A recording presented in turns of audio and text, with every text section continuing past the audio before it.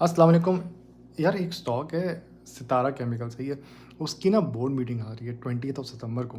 अब होना क्या है, वो मैं देख रहा हूँ उसको 700 से शुरू हुआ था, वो 1000 की तरफ गया है और 2 दफ़ा 1000 टच करके वापस मुड़ा है। अब फिर मेरे ख्याल से 1000 का हो जाएगा, वो 900 के करीब फिर रहा था। आपने मैं ये भी ये नहीं कह रहा आप बाय कर लो, लेकिन आप उसको भी ऑब्ज़र्व करो मेरी तरह कि वो क्या कर रहा है, उसके अंदर क्या नज़र आ रहा है। दूसरी जो चीज़ मैंने बतानी थी वो ये थी कि माड़ी और लकी का जो है ना, अब ये आखिरी दिन आया आगे, तो मतलब ट्यूसडे और वेडनेसडे और उधर से वेडनेसडे और थर्सडे। लकी बाद में होगा, माड़ी पहले हो जाएगा, सही है? तो इनकी आज हैवी किस्म की बाइंग हो सकती है, रैली बन सकती है। तो उम्मीद लगाएं और अल्लाह से स्पेशल दुआ करें कि आज जो है माड़ी एक झूला देते 700 रुपये तक का। अगर 700 क्रॉस कर गया और पब्लिक मस्ती ना करे तो ये जाएगा 720 तक जाएगा।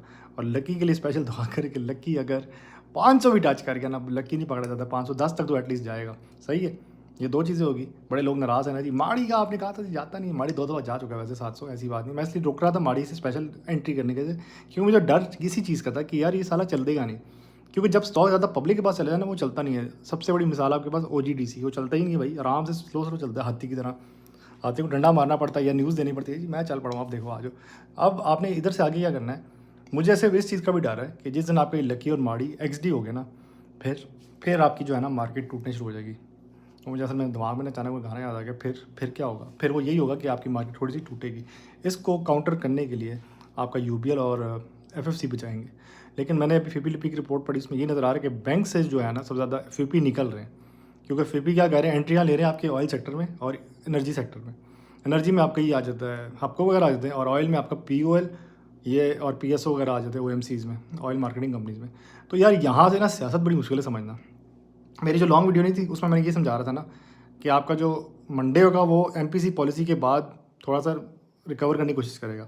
एमपीसी पॉलिसी तक आपकी जो है मार्केट साइडवेज़ रहेगी। ट्यूसडे को बूस्ट आएगा, वेडनेसडे को बूस्ट आएगा, थर्सडे को भी बूस्ट मेंटेन करने की कोशिश करेगी।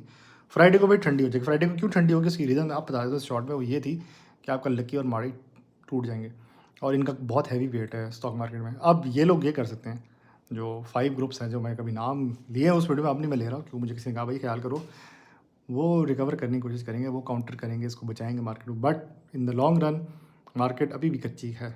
अब देखो क्या होता है, देखो इससे फ़ायदा ये होगा एमपीसी पॉलिसी से जो मेंटेन की है, आपके सीमेंट सेक्टर को बहुत फ़ायदा होगा। तो सीमेंट सेक्टर में लकी बैठा हुआ है सामने, एमएलसीएफ भी है और भी बड़े-बड़े स्टॉक्स हैं। आपके थट्टा सीमेंट है, ये सारे बैठे हुए हैं। तो सीमेंट को बूस्ट लग सकता है यहाँ से, सही है? क्योंकि आपका जो है ना कंस्ट्रक्शन साइट जारी रहेगी अब। तो ये सीमेंट को तो बहुत फ़ायदा है। बैंक्स क्यों डाउन जा रहे हैं? बैंक्स का आगे नवंबर के एंड में जाके उनकी बोर्ड मीटिंग शुरू हुआ है, तो बैंक्स ठंडे पड़े हैं फिलहाल, सही है। ऑयल, अब आपका पीओएल और पीएसओ वो तैयार बैठे हुए हैं वहाँ पे। तो ये